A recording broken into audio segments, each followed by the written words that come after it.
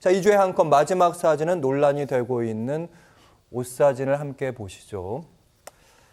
승무원의 룩북 논란, 유튜브에서 채널을 운영하고 있는 그런 분의 그런 모습인 것 같은데요. 저는 일단 룩북이 뭐야 처음에 보자마자 그 생각부터 했습니다. 예, 저도 그 생각부터 했는데 네. 룩북이 의류 브랜드에서 옷을 선보이는 카탈로그 비슷한 책이라고 합니다. 예. 스타일을 보는 책, 룩북. 그런데 그것이 이런 인터넷 개인 방송 영상에서 변질이 되면서 속옷을 입고 나와서 옷을 입어보는 영상, 이런 식으로 지금 바뀌고 있다고 하는데, 단순히 입어보기만 하는 것이 아니라 지금 보시는 것처럼 저런 식의 포즈도 취하는 것 같고, 근데 벌써 속옷을 입고 나온다는 것 자체가 거기 어떤 성적인 어필이 들어가는 거잖아요. 아니, 옷의 스타일을 보여줄 거면 옷만 입고 나와서 보여주면 되지, 왜 굳이 속옷을 입고 나와서 옷을 입는지. 그리고 저 포즈 자체도 상당히 어떠한 그 성적인 어필이 있는 것 같고, 그러다 보니까 이게 결국 여성에 대한 성적인 대상화 아니냐. 그리고 저 옷이 그 항공기 승무원 의상이라고 합니다. 승무원 스타일이라고 합니다. 연상이 된 특히 목도리라고 하네요. 목을 감싼 부분이요. 네. 저게 뭐 특정 항공사 뭐 의상하고 비슷하다고 하는데, 그러다 보니까 항공사 승무원 어떤 성적인 대상화랑도 연결이 되는 것이 아니냐. 예전에 어느 뮤직비디오에서 그 간호사 의상을 입고 뮤지션이 등장을 했다가 그것도 성적인 대상화라고 해서 굉장히 논란이 됐었는데, 특정 직업군의 성적인 대상화.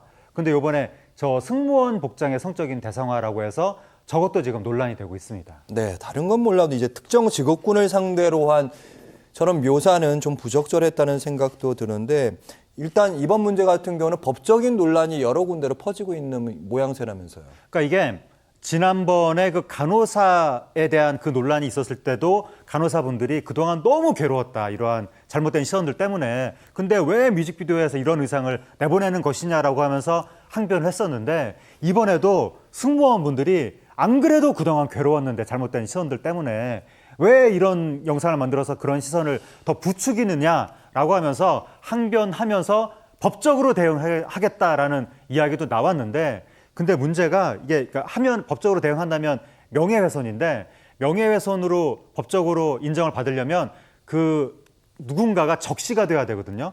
그래서 내가 피해자다라고 하면서 법적으로 대응을 해야 되는데, 이 경우에는 불특정 다수다 보니까 이게 법적으로 과연 인정을 받을까라는 문제가 있는 거고. 예전에 아나운서 모욕 발언이 생각나는 부분이네요. 네, 그런 것도 있었죠. 그때도 불특정 다수라고 했었는데, 그런데 그리고 저 영상을 올린 분도 법적으로 대응을 하겠다고. 왜냐하면 저 영상을 보고 악의적인 음란 댓글이 달리고 있다는 거예요.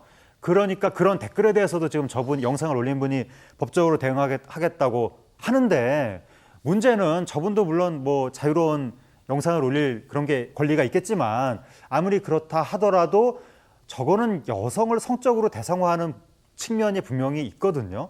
그러면 저분은 저런 영상 올려서 조회수를 많이 올릴진 모르겠지만, 저런 식의 성적인 대상화로 인해서 피해를 보는 분들은 다른 여성들이 일반이 될 수가 있는 거고, 그리고 저런 옷의 디자인으로 인해서 결국 항공기 승무원이라고 하는 그 직군이 피해를 볼 수가 있기 때문에 저분도 지금 자기 권리만 생각할 것이 아니라 다른 사람의 피해도 헤아릴 줄 아는 그런 성숙한 시민의 자세가 필요해 보입니다. 네, 오늘의 사회문화에 관한 얘기, 하재근 사회문화평론가와 함께했습니다. 말씀 잘 들었습니다. 고맙습니다. 감사합니다.